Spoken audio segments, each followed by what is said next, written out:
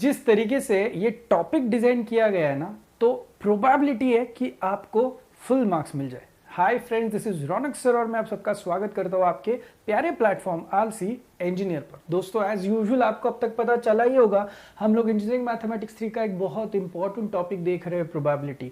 आपकी कोई भी कॉम्पिटिटिव एग्जाम हो या फिर कोई भी एप्टीट्यूड टेस्ट हो, आपको प्रोबेबिलिटी पे काफी सारे क्वेश्चंस हमेशा दिखाई देते हैं। और वही चीज है कि आज हम लोग इस प्रोबेबिलिटी के प्रोबेबिलिटी डिस्ट्रीब्यूशन के बारे में बात करेंगे। अब जब डिस्ट्रीब्यूशन की बारी आती है तो ओवरऑल सिलेबस को अगर आप देखो तो there are 3 kinds of distribution. Number 1 binomial distribution, number 2 Poisson distribution and number 3 normal distribution. तो ये तीनों डिस्ट्रीब्यूशन जो आपको है सिलेबस में, उसके ऊपर काफी सारे सम्स ऑलरेडी एग्जाम में पूछे गए। तो इंपॉर्टेंट है कि इसकी कॉन्सेप्ट जो है वो आपको पता चले। As usual no differentiation, no integration and no trigonometry. तो आपके लिए तो बहुत अच्छी बात है, बस कैलसी रखिए साथ में और आपको कुछ कैलकुलेशन पहले से आने चाहिए। तो चलिए दोस्तों शुरू करते हैं टॉपिक के साथ, binomial distribution. Now if you go by binomial distribution, देखो जो भी प्रोबेबिलिटी आपकी होती है उसको हम लोगों को डिस्ट्रीब्यूट करना है। तो एक चीज क्लियरली समझ लो, प्रोबेबिलिटी लोएस्ट जो होती है दैट इज ऑलवेज 0 और हाईएस्ट जो होती है दैट इज ऑलवेज कितनी रहती है, 1 रहती है। सो 0 से 1 के बीच में आपके आंसर्स आने चाहिए जब आप बात कर रहे हो किसी भी डिस्ट्रीब्यूशन के बारे में जो कि प्रोबेबिलिटी से रिलेटेड है। तो चलिए देखते हैं हम लोग कि किस तरीके से हम लोगों को आंसर्स निकालने हैं। तो ये देख लेना बस, probability of r when it comes to binomial distribution में पहले फॉर्मूला बताता हूं और फिर हम लोग डिस्कशन करते हैं।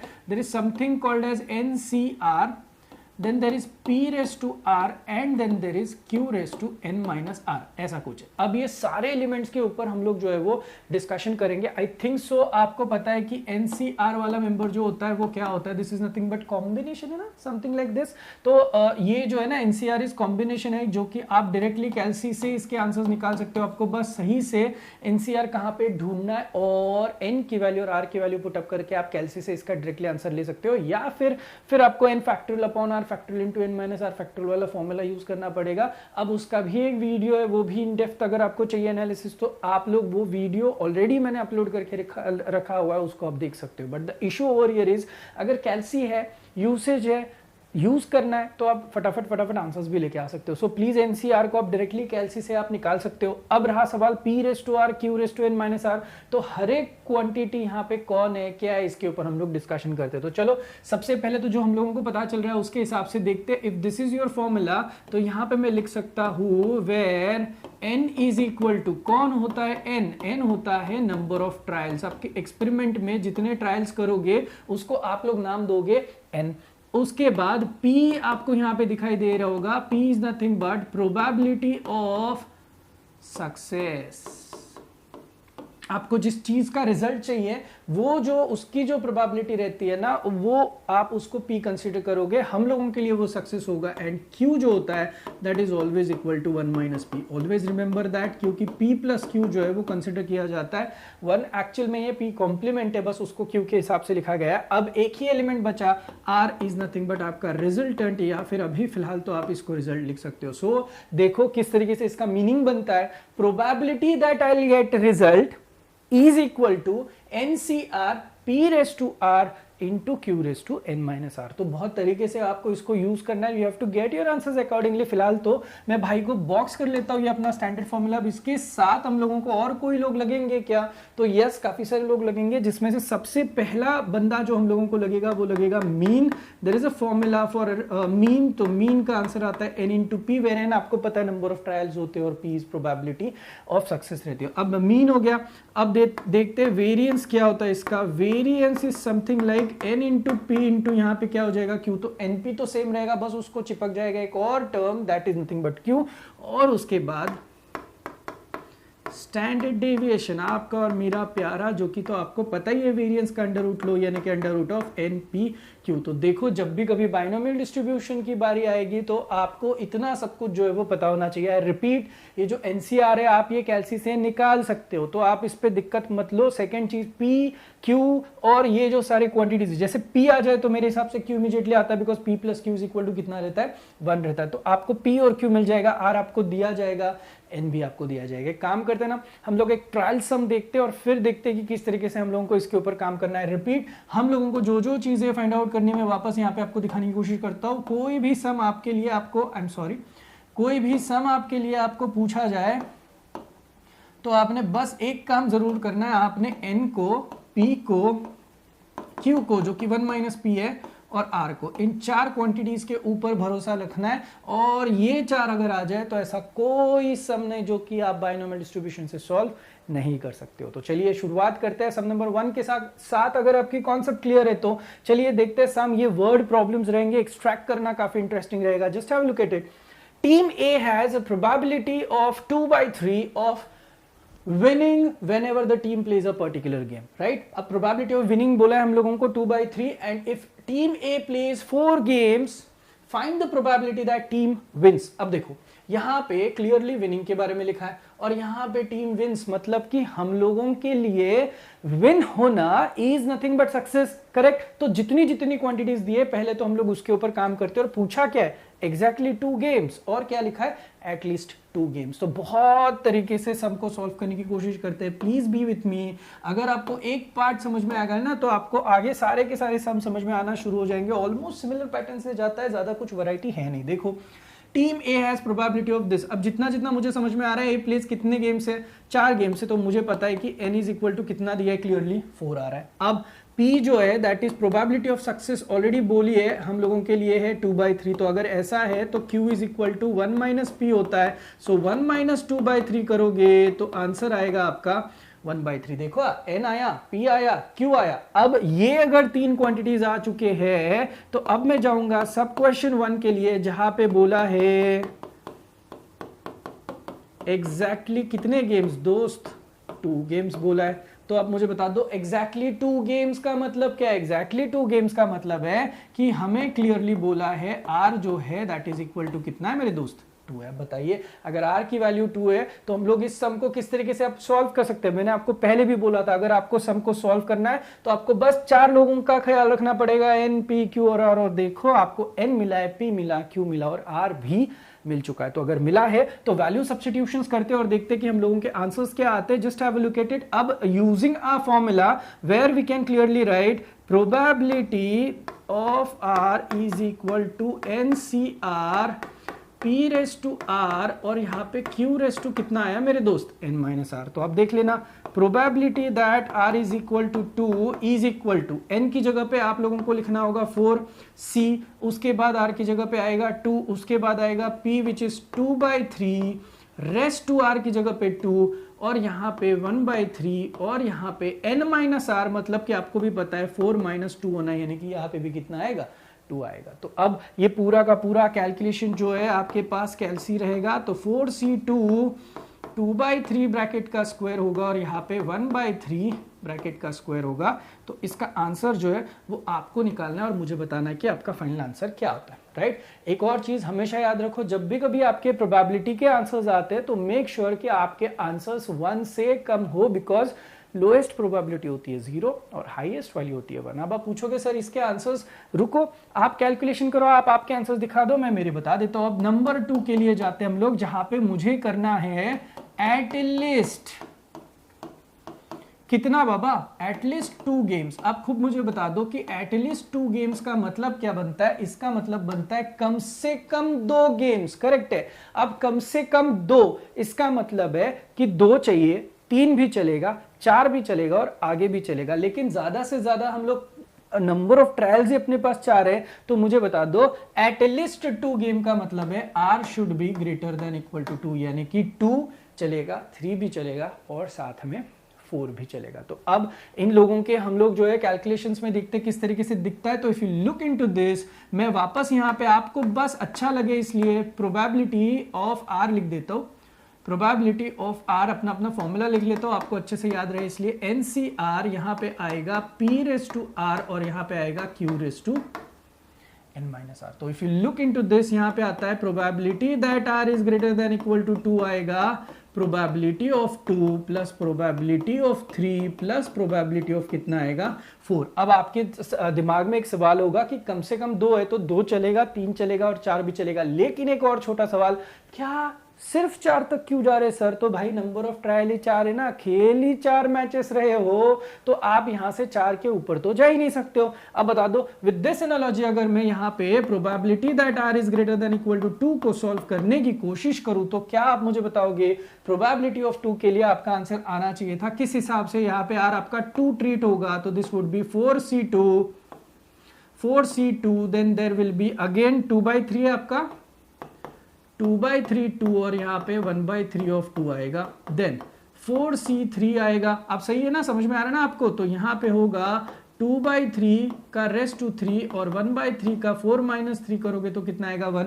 वैसे भी मैं आपको ट्रिक बताता हूँ, हमेशा यहाँ पे n-r लिखने की कोई जरूरत नहीं है। यहाँ पे 3 है तो आपको टोटल कितना करना है 4, तो बची हुई पार जो है वो इसको दे दो, नंबर यहाँ पे पार में लिख दो। सो ये 3 और 1 मिला के आपको 4 मिल जाएगा। अब इसी के साथ एक लास्ट बंदा बची गया है तो क्यों ना उसको भी उठा ले, 4c4 करेंगे then there is 2/3 raised to 4 और यहाँ पे 1/3 रेस्ट टू कितना हो जाएगा 0 हो जाएगा। तो आपको अभी वापस आपके कैलसी को यूज करना है and you have to get your answers done. तो प्लीज कैलसी को यूज करिए, एक टर्म को तरीके से सॉल्व करने की कोशिश करिए।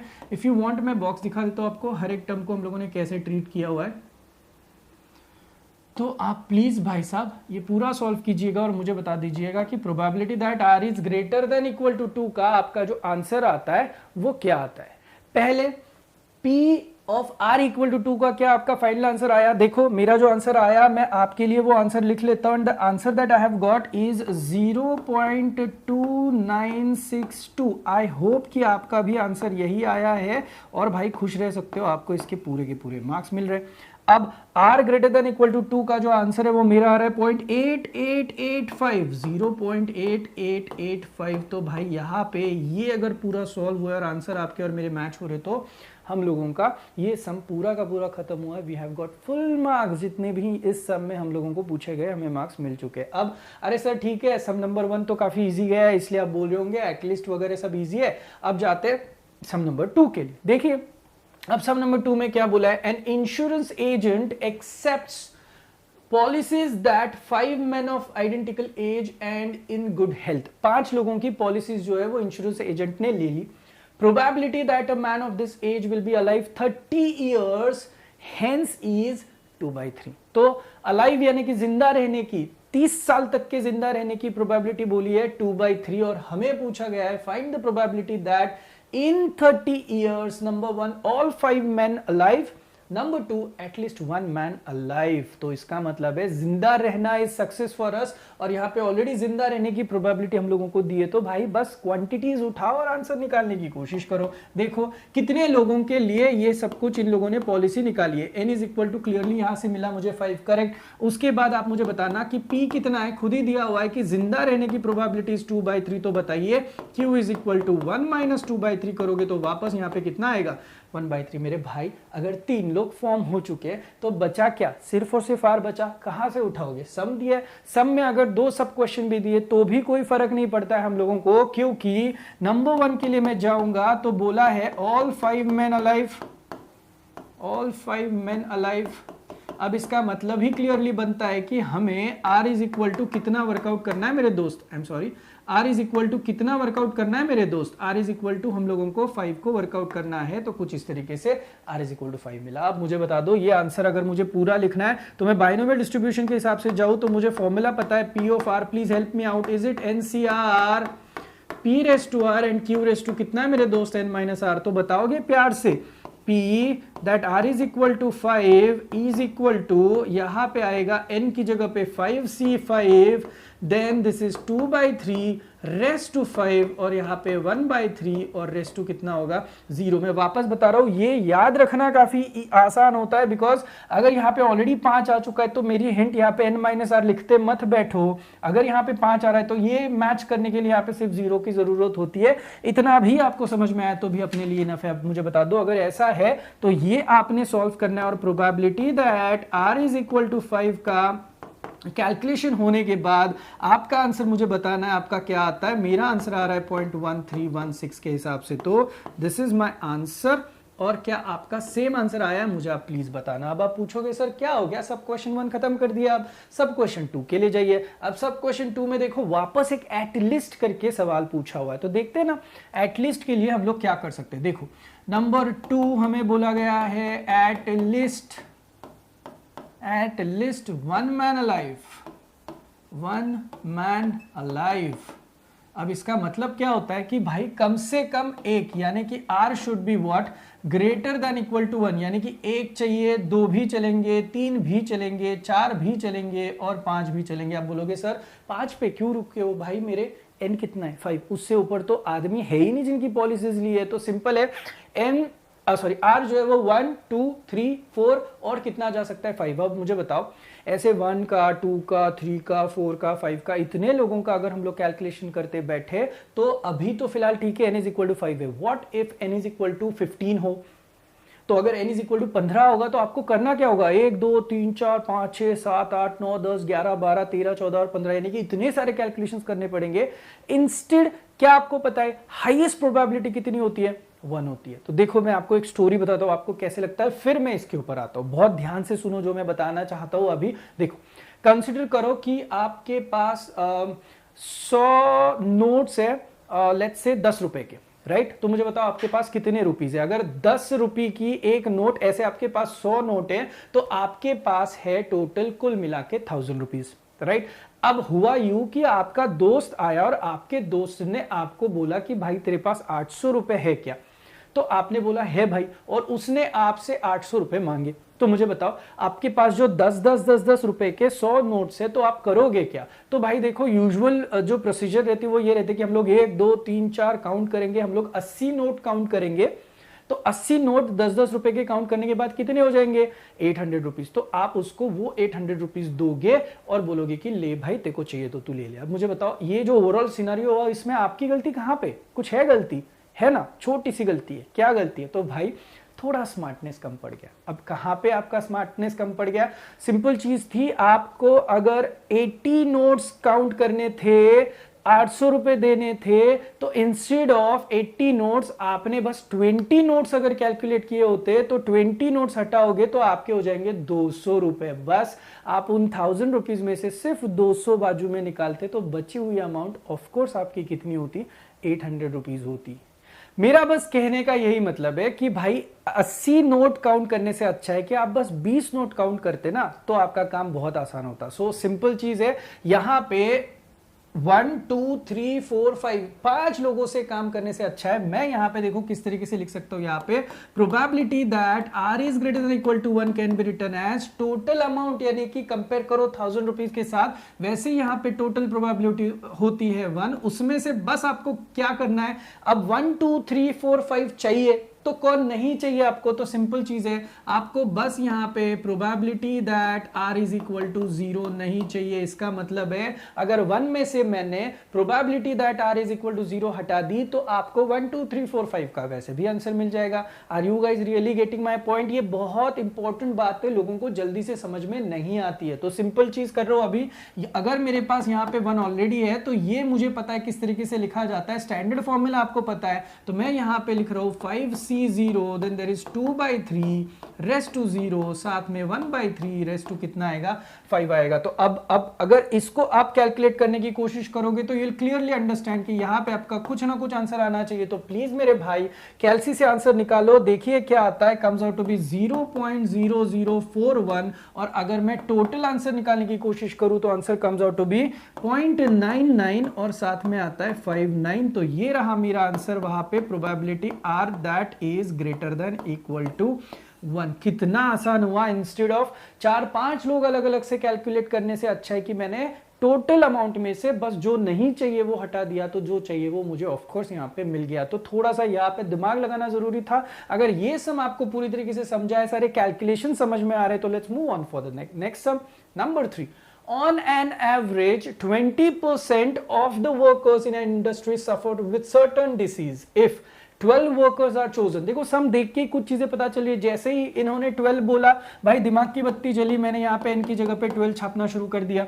Workers are chosen from the industry, find the probability that, रुको मुझे बता दो ऑन एन एवरेज कितने परसेंट वर्कर के बारे में, डिसीज के बारे में बात हो चुकी है, 20%। तो पता है आपको 20% को कैसे लिखते हैं, ये देखो आपका P होगा 20% यानी कि 20/100, यानी कि ऑफ कोर्स ये हो जाएगा 1/5। तो आपको दिया है आंसर ऑलरेडी, जो कि कितना आ रहा है 1/5। अगर P अंकल का आंसर आपका 1/5 आ रहा है तो ऑफ कोर्स मेरे भाई Q अंकल का जो आंसर आएगा वो आपका रहेगा 1 - P। तो 1 - 1/5 करोगे तो आपका यहां पे आंसर मिलेगा आपको 4/5। तो बहुत इंटरेस्टिंग है, 20% की जगह पे 1/5 पुट किया, क्यों आया। अब आप मुझे बताओ, एक एक सम को, एक एक पार्ट को हम लोगों को वर्कआउट करना है। तो सब क्वेश्चन 1 में क्या बोला है, एग्जैक्टली 2 वर्कर, अच्छी बात है, सफर फ्रॉम द डिसीज। तो अब हम लोगों को डिसीज यानी कि पी के बारे में पता है, प्रोबेबिलिटी ऑफ सक्सेस इज 1/5। तो सिंपल चीज है, मैं यहां पे नंबर 1 सब क्वेश्चन के लिए जा रहा हूं जहां पे मुझे बोला है एग्जैक्टली 2 वर्कर्स। तो अब मुझे बता दो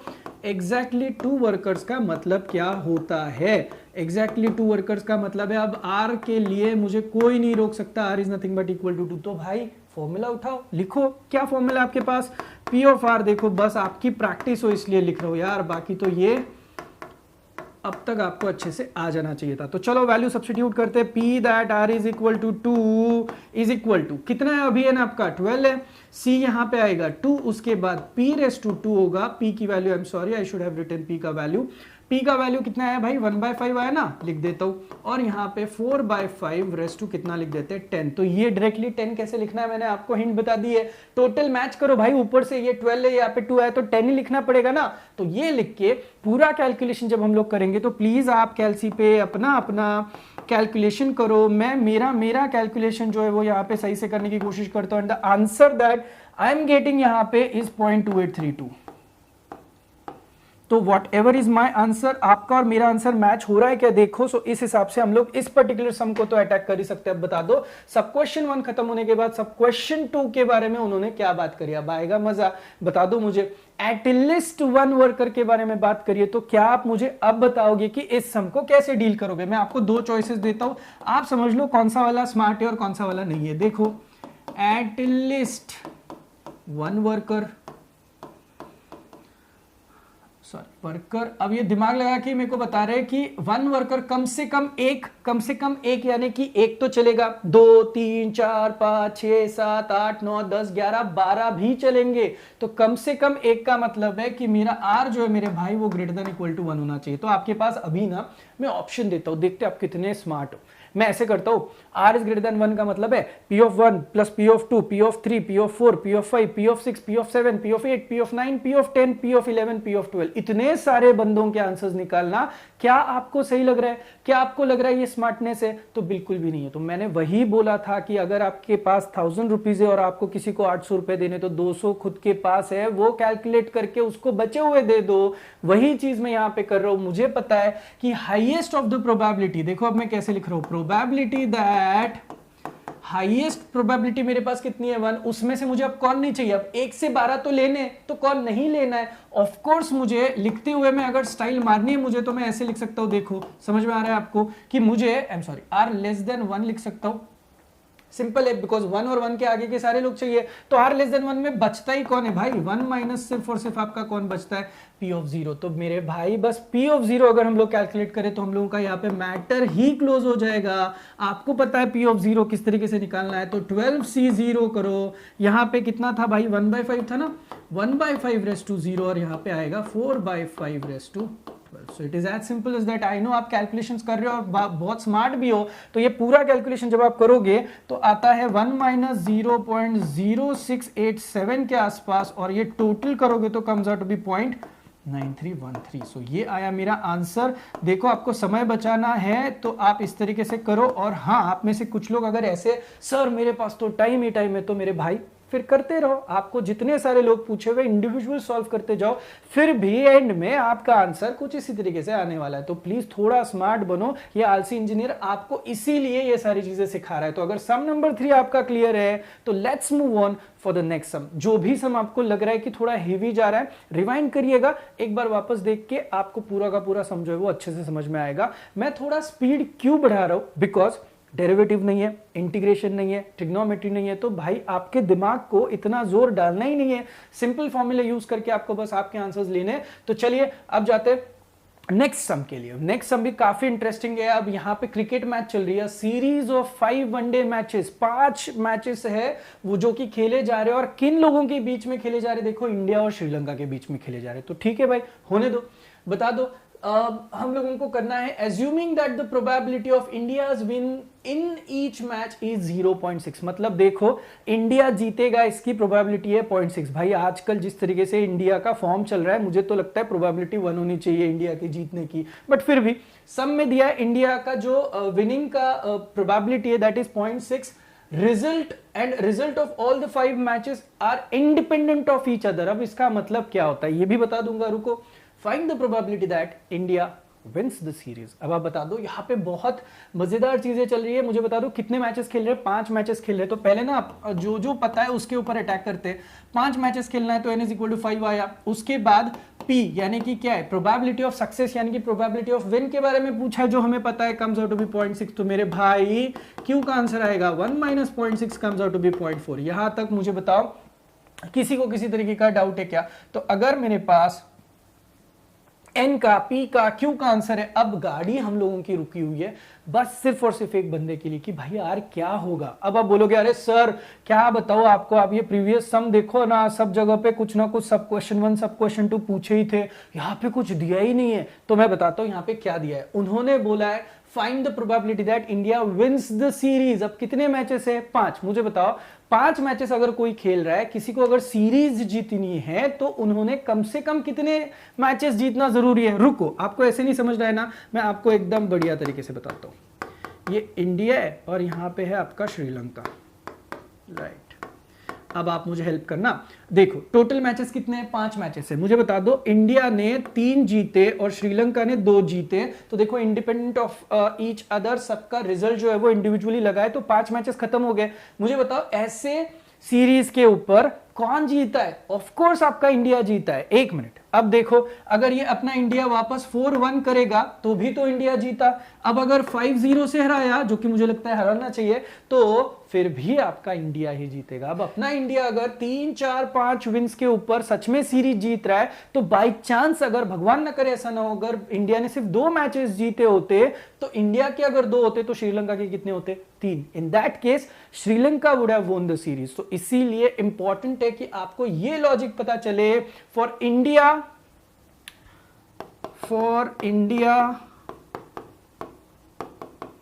to win the series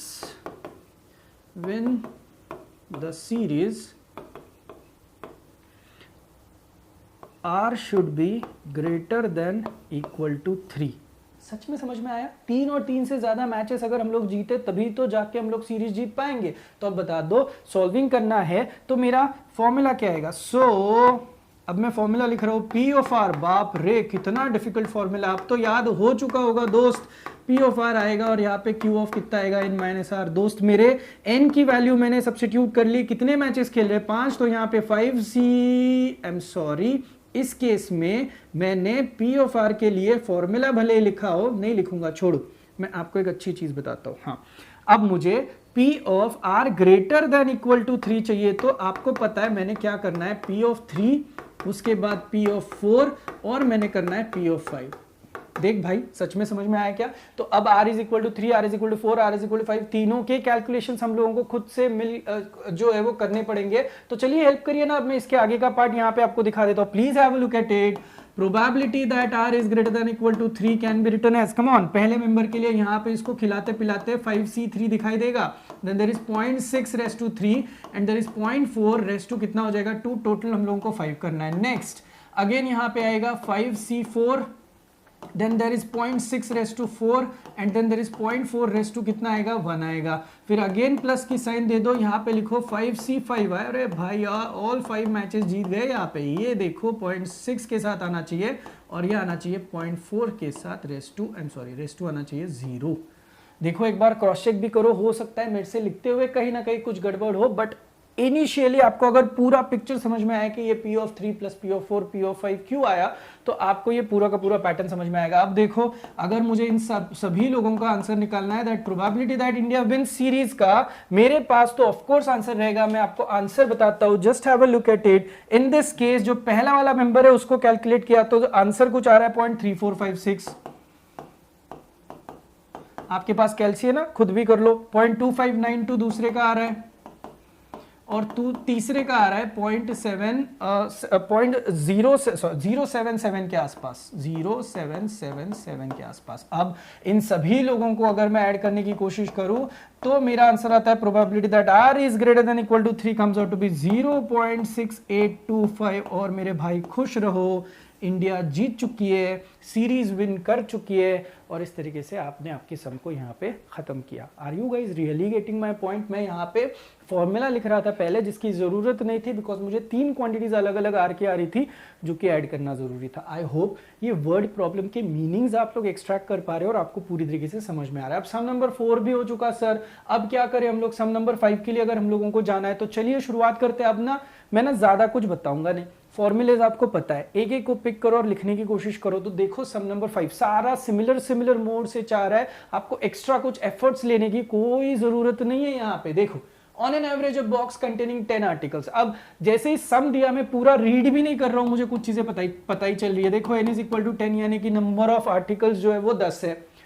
2 are defective, कितने में से? 10 में से। तो और अच्छी बात हो गई, मेरे को यहाँ पे P मिल गया 2 डिफेक्टिव आउट ऑफ 10, यानी कि डिफेक्टिव रहने की प्रोबेबिलिटी जो मुझे मिल गई वो मिल गई यहाँ पे 1/5। I hope it is clear to you. खुशी खुशी खुशी, Q is equal to 1 minus 1/5 होके आपको मिल जाएगा 4/5। तो भाई पिक्चर में जो 4 लोग हैं उसमें से 3 कैरेक्टर तो आपको पता चले। अब जो फाइट बच रही है वो सिर्फ और सिर्फ R के लिए बच रही है। कोई नहीं भाई, देखते हैं।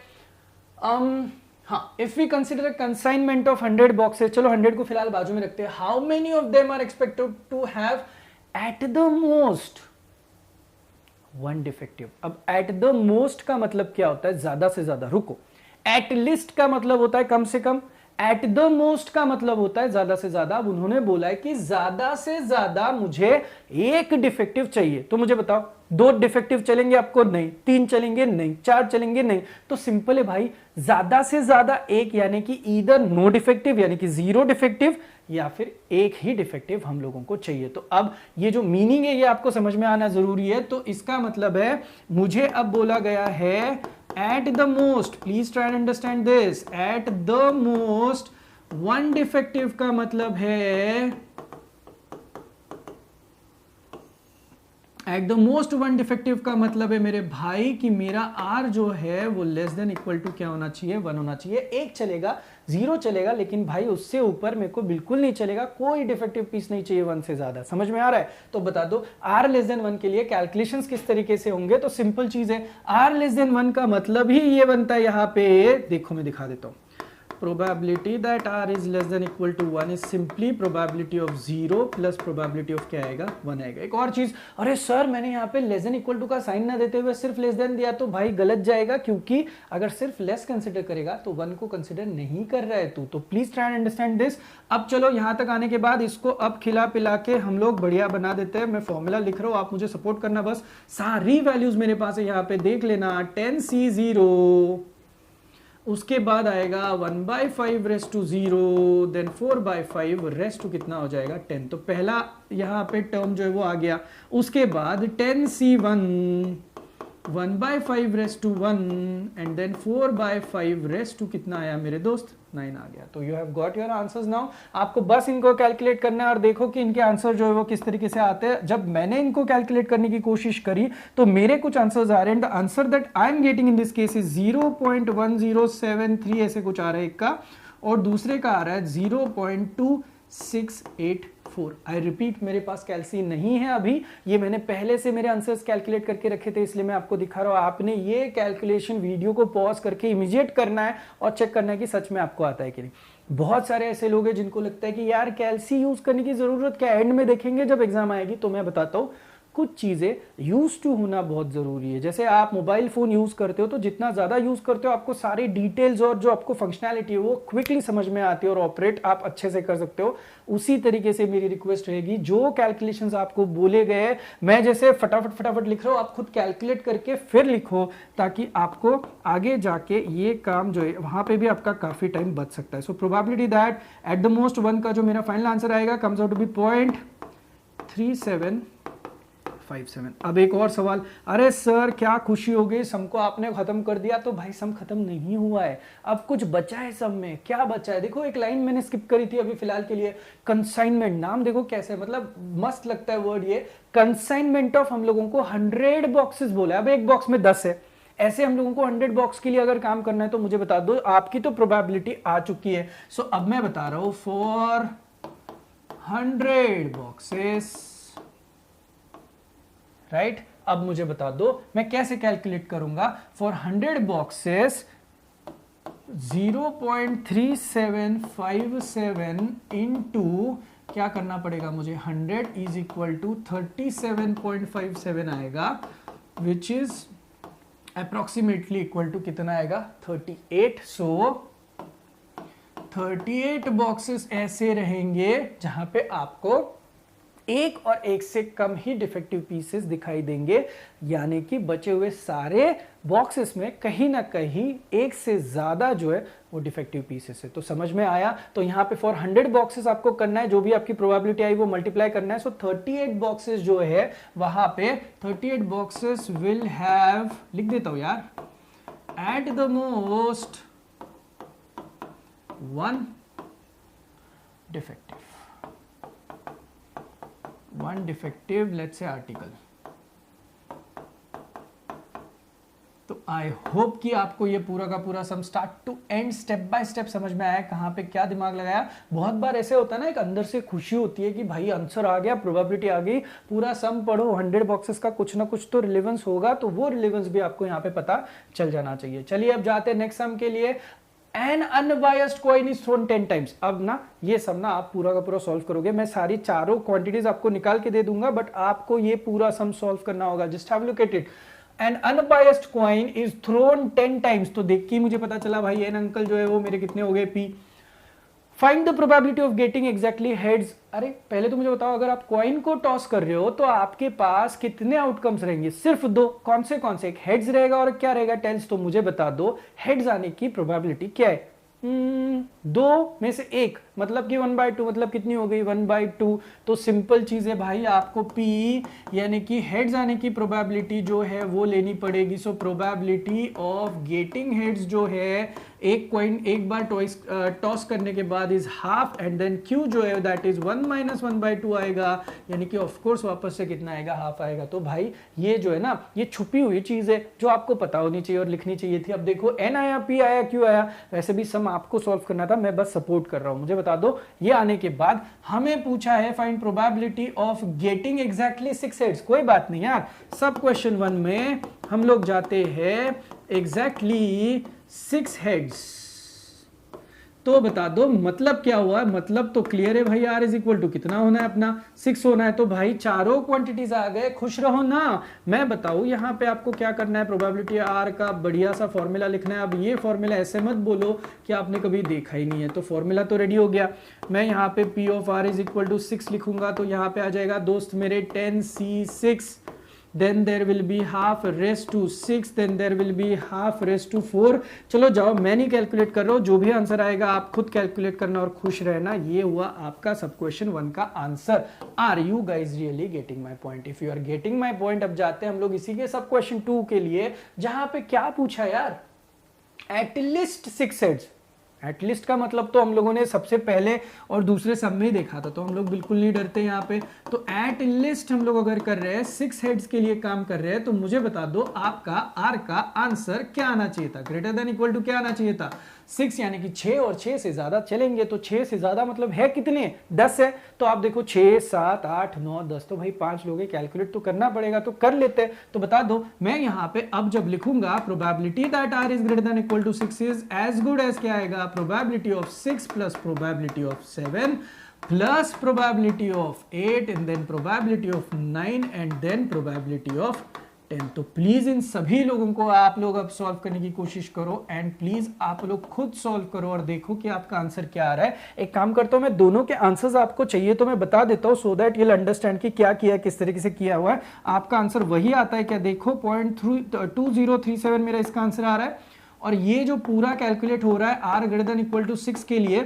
तो इसका मेरा जो फाइनल आंसर मुझे दिखाई दे रहा है इट इज समथिंग लाइक 0.3743 के आसपास। तो what ever it is, please आप लोग खुद सॉल्व करना और मुझे बताना कि आपका आंसर सच में इस तरीके से आ रहा है क्या। तो देखो सिमिलर पैटर्न से जा रहा है क्या सर, कुछ तो अलग वैरायटी दो, ये वही पैटर्न के हिसाब से समझा रहा है, तो ले भाई आ गई वैरायटी। क्या पूछा है देखो आपको सम में, आपको पूछा है if mean and variance of a binomial distribution are 4 and 2 respectively, find the probability of getting exactly 2 success and less than 2 successes. तो कोई बात नहीं, पहले तो मुझे बताओ क्या आपने मीन वेरिएंस ऐसे कुछ नाम सुना है बाइनोमियल डिस्ट्रीब्यूशन का। मैं आपको सुनाता हूं, थोड़ा और पीछे लेके जाता हूं तो आपको थोड़ा खुशी होगी। आप प्लीज देख लेना मैं क्या बताने की कोशिश कर रहा हूं, just have a look at it. ये देखना मैंने क्या सिखाया था। मीन की वैल्यू क्या होती है, एनपी होती है। वेरिएंस की वैल्यू क्या होती है, एनपीक्यू होती है। तो भाई मेरे पास जितना मेरे पास डेटा है उस डेटा को मैं आगे लेके जा रहा हूं। अब याद रखना मैं ऑलरेडी सिखा चुका हूं। तो सम नंबर 7 मुझे बहुत सारी चीजें सिखाता है। सबसे पहले तो सम नंबर 7 ने मुझे बताया कि मुझे मीन के बारे में काम करना है। तो मीन दिया हुआ है भाई मेरे 2 एंड वेरिएंस जो दिया हुआ है, सॉरी मीन दिया हुआ है 4 और वेरिएंस दिया हुआ है 2। अब मुझे बता दो एज वी नो क्या पता है भाई आपको, मीन पता है। मीन इज इक्वल टू कितना है, एनपी है जिसकी वैल्यू कितनी आई है 4 आई है। Let this be equation number 4। अब आपको ये भी पता है कि वेरिएंस का जो वैल्यू आया हुआ है that is an into P into Q, जिसका आंसर आ चुका है कितना 2। अब आप मुझे बता दो पुटिंग 1 इन इक्वेशन 2 बता दो मुझे क्या मिलेगा। सो ये जो आपका एनपी वाला सेक्शन है, ये मैं इधर की जो वैल्यू है ये सब्स्टिट्यूट करूं तो मुझे आप खुशी खुशी बता सकते हो आपको आंसर क्या मिलते हैं। देखना भाई आपको यहां पे मिलेगा NPQ इज इक्वल टू 2 में NP की जगह पे आया 4Q is equal to 2, correct. तो आपका ये नीचे चला गया तो Q का जो आंसर आएगा that will be nothing but 1/2। Once you get Q का एज इन योर आंसर, तो इसके बाद जो नेक्स्ट स्टेप में आपको करना है, आप क्लियरली P को फाइंड आउट कर सकते हो। That is again 1 minus Q होता है, तो आंसर आएगा वापस 1/2। तो मेरे भाई P भी मिल गया, Q भी मिल गया। अब P और Q जो आ चुके हैं वो हम लोग काम करते हैं पुटिंग दिस इन इक्वेशन 1। क्या थी आपकी equation, n into p is equal to कितनी है 4 है ना। तो भाई मेरे n into p is equal to 4 में आप लोग n को एज इट इज लिखो, p की जगह पे आप लोगों ने लिखना है हाफ, इज इक्वल टू 4 करोगे तो n का भी आंसर मिल गया आपको 8। तो देखो खुशियां कितनी है हम लोगों के पास, कौन कौन आ चुके हैं। तो देखो दोस्त मेरे Q मेरे पास है, P मेरे पास है, n मेरे पास है। तो अगर इतने सारे कैलकुलेशंस मेरे ऑलरेडी आ चुके हैं तो अब मैंने करना क्या है, मुझे सब क्वेश्चन 1 में कुछ सवाल पूछा गया है। सब क्वेश्चन 1 में मुझे ये पूछा गया है कि हम लोगों को एग्जैक्टली 2 सक्सेसेस चाहिए। So exactly 2,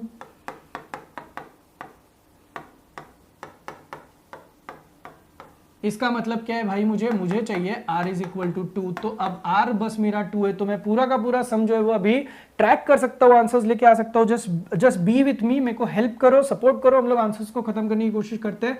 probability that r is equal to 2 मैं डायरेक्ट कर रहा हूँ, मुझे आएगा 8c2 हाफ रेस टू 2 और यहाँ पे आएगा हाफ रेस टू 8। अब ये जब पूरा कैलकुलेट होगा तो probability that r is equal to 2 का मुझे आंसर मिल जाएगा दोस्त, और मेरा आंसर आता है समथिंग लाइक 0.1093। कोई बात नहीं, आप भी अपना अपना आंसर चेक कर लेना। मैंने मेरा आंसर लिख दिया। So probability that r is equal to 2 जो है आई गॉट इट।